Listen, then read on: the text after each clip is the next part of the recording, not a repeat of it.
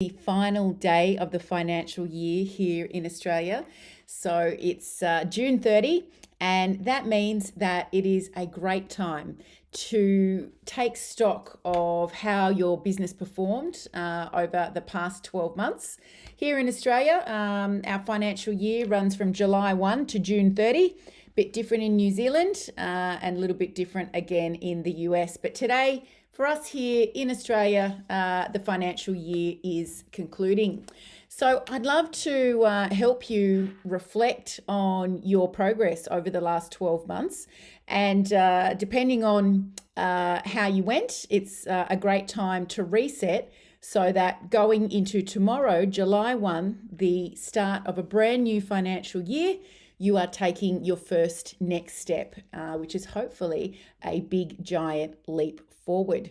So looking at the past 12 months, it's obviously been marred by COVID still right across Australia at the moment. Major capital cities and regional areas are in lockdown.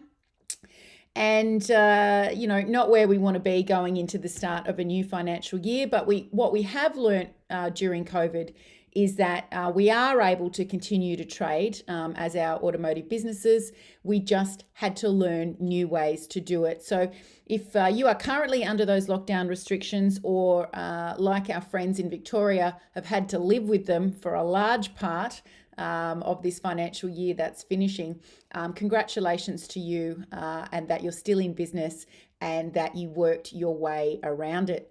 What did you learn from that experience? Are you more resilient? Have you worked out that it's going to take a lot more than a global pandemic to take you out? What have you learned about your own leadership? What have you learned about your team's ability to carry on and their resilience? What are some of the things that looking back you would have done differently in this financial year that might have positively affected your growth outcome? So it's always great to go into your software after trade has finished today and look at your numbers. Don't wait until the accountant's all tallied up in a couple of months' time. Go in today and have a look. I've been chatting with my team this morning because I've been looking today, and I can tell you that the Workshop Whisperer helped more auto repair shop owners just like you than ever before across this 20 and 21 financial year. And we've helped more clients achieve bigger results than ever before as well. So even despite all of this uncertainty and, businesses having to restrict their trading hours and having a reduced flow of trade, we've still been able to help our clients achieve their biggest financial results ever, including banishing debt forever, particularly from the Australian Tax Office. So I want you today to have a look at your own results. Go in there to Xero or into Automation or into SAM, whatever program you're using.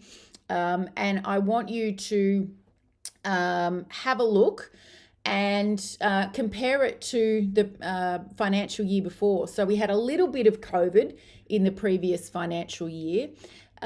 Not too much though. It did have a big impact, obviously, for those final months of the 1920 financial year. But we've just had a whole year of COVID now.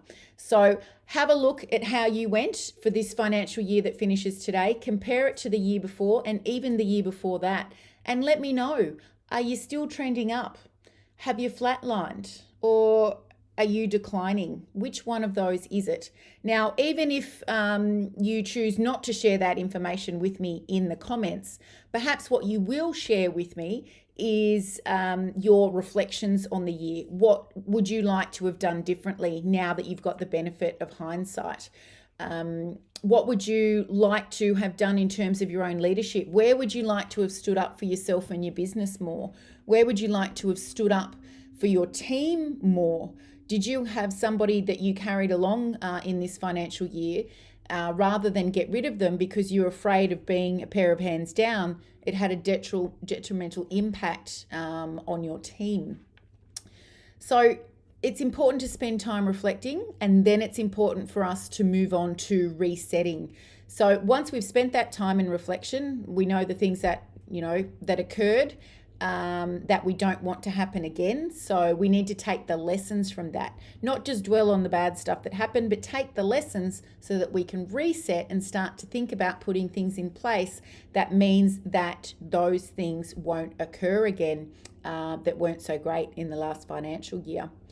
So when we're in resetting mode, we should do a complete review of the business. And our engine room clients attended a 3-day retreat at the end of last week, and we did new 90-day game plans. So we have a strategic planning process that we follow here at the Workshop Whisperer, and our clients are ready to launch into this new financial year, having already planned out their next steps at the end of last week. So it's a great time for you to be doing that this week as well, so that you are really clear on what you should be working on.